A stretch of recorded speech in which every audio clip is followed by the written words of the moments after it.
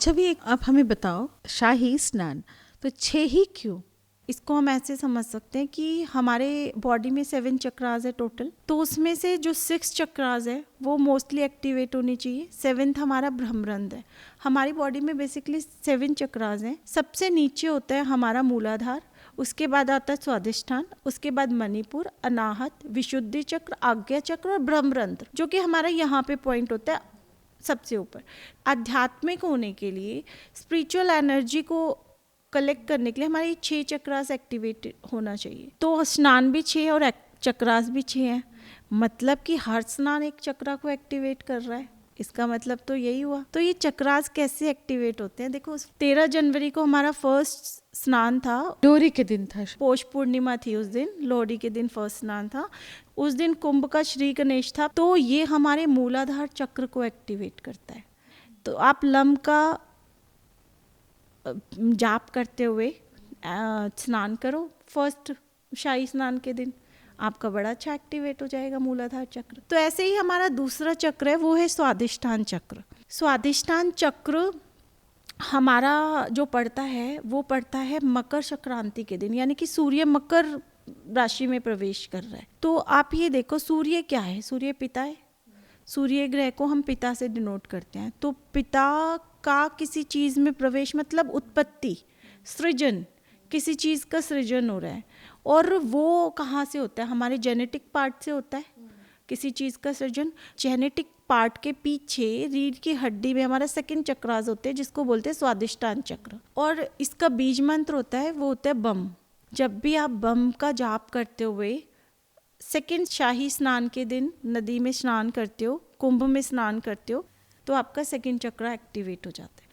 जो हमारा 3rd शाही स्नान है वो आपका पड़ रहा है मौनी अमावस्या के दिन, 29 जनवरी को। तो मौनी अमावस्या आप देखो, अमावस्या के दिन सब कुछ मून क्या है दिखाई नहीं देता, बेस से स्टार्ट हो रहा है, नेक्स्ट डे से वो थोड़ा सा हल्का सा निकलेगा, तो मतलब सब खत्म हो गया, बेस है।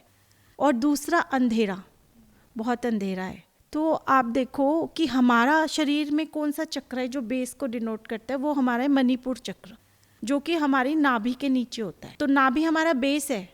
ये तो साइंटिफिक फैक्ट है कि नाभि से 72,000 नाड़ियाँ जुड़ी हुई होती है और यहीं पे हमारी एम्बलिक कोड होती है, जिससे कि बच्चा माँ से जुड़ा हुआ होता है, वही उसका बेस होता है, वही से खाना मिलता है उसे। तो ये बेस चक्र है। एक्चुअल में ये जो हमारे कुंभ का निर्धारण है, ये शाही स्नान का निर्धारण है जो इस डेट को होगा। ये भी आपका कहाँ से डिसाइड होता है? ये भी आपका डिसाइड होता है इसी से, अमावस्या से डिसाइड होता है। ये 6 स्नान अमावस्या बेस है, तो इसीलिए मौनी अमावस का स्नान बहुत इंपॉर्टेंट है और ये बेस है। तो इस दिन अब जब आप कुंभ में स्नान करते हो तो आपका 3rd चक्रा जो हमारा है वो एक्टिवेट हो जाता है, और उसका जो बीज मंत्र है वो लम है। तो मतलब लम का उच्चारण करते हुए आप जब आप कुंभ में स्नान करोगे तो आपका 3rd चक्र एक्टिवेट हो जाएगा। ऐसे हमारा 4th चक्र है, वो है अनाहत चक्र, जो हृदय के आसपास होता है, पीछे रीढ़ की हड्डी में।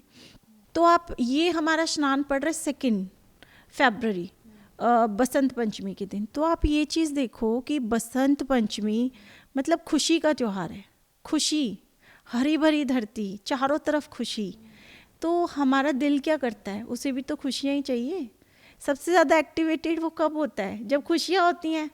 तो बसंत पंचमी के दिन जब हम कुंभ में स्नान करते हैं तो हमारा जो है 4th चक्र, जो हमारा है अनाहत चक्र, हृदय चक्र, वो एक्टिवेट हो जाता है। और उसका बीज मंत्र जो है वो है आपका यम। यम का मंत्र का जाप करते हुए अगर आप कुंभ में स्नान करते हो 4th शाही स्नान के दिन, तो आपका ये चक्र बड़े अच्छे से एक्टिवेट हो जाता है। ऐसे ही हमारा जो 5th चक्र है वो है हमारा विशुद्धि चक्र, जो कि गले के पीछे होता है, मतलब रीढ़ की हड्डी पे गले में। ये हमारा स्नान पड़ रहा है आपका पूर्णिमा के दिन, और इसका जो बीज मंत्र है वो है आपका हम। और जो हमारा 6th चक्र है वो हमारा है आज्ञा चक्र, ये पड़ रहा है शिवरात्रि के दिन। तो इसके पीछे एक डीप साइंस है कि शिवरात्रि की रात को बोलते हैं कि सोना नहीं चाहिए, उस दिन पूरी रात बैठकर जप करना चाहिए, क्योंकि शिव भगवान आते हैं। तो उसके पीछे की साइंस क्या है कि उस दिन हमारे आज्ञा चक्र से और ब्रह्मरंध्र तक एनर्जी का फ्लो होता है। तो जो एनर्जी फ्लो होती है वो राउंड राउंड घूमती है, जो हमारे शिवलिंग है उसको रिप्रेजेंट करती है वो एनर्जी। तो महाशिवरात्रि के दिन और इस आज्ञा चक्र का जो बीज मंत्र है वो है ओम।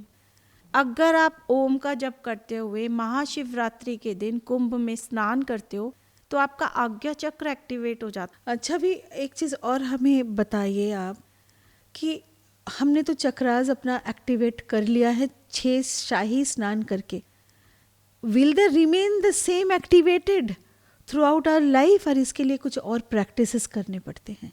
यस, देखो जो हमारे चक्रास है ना, जैसा हम सोचते हैं, जैसा हम कर्म करते हैं, तो उसी के अकॉर्डिंग हमारे चक्रास में एनर्जीज ब्लॉक होना शुरू हो जाती है। तो ठीक है, आपने शाही स्नान किए, आपके चक्रास एक्टिवेट हो गए। अब आपको उसको मेंटेन करने के लिए आपको अपनी थॉट प्रोसेस बहुत अच्छी रखनी पड़ेगी। सबके लिए शुभ भावना और शुभकामना।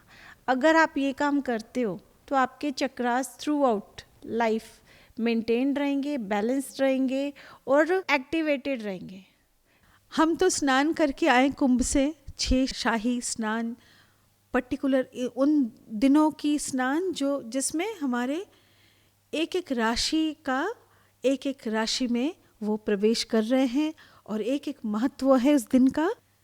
हमने तो एक्टिवेट कर लिया, मगर एक्टिवेट होने के बाद इसको रिटेन करने के लिए, ऐसे एक्टिवेटेड रखने के लिए हमें शुभकामना सबके लिए, हमारे मन को बहुत अच्छा रखना पड़ेगा। हमारे मन में कोई नेगेटिविटी नहीं आना चाहिए, और शुभकामना और शुभ भावना, जिसको हम शुभ चिंता बोलते हैं, वो रखना बहुत ज़रूरी है, जो कि यहीं पर हम लैक करते हैं। चक्रास को, हमारे साइकिक पॉइंट्स को तो हमने एक्टिवेट कर लिए, मगर उनको सचमुच throughout our life retain करने के लिए, ऐसे एक्टिवेटेड रखने के लिए हमारे जो बात की प्रैक्टिस है, दैट इज़ वेरी डिफ़िकल्ट। वो हमें शुभ कामना, शुभ चिंता, शुभ भावना से ही रहेगी throughout our life activated.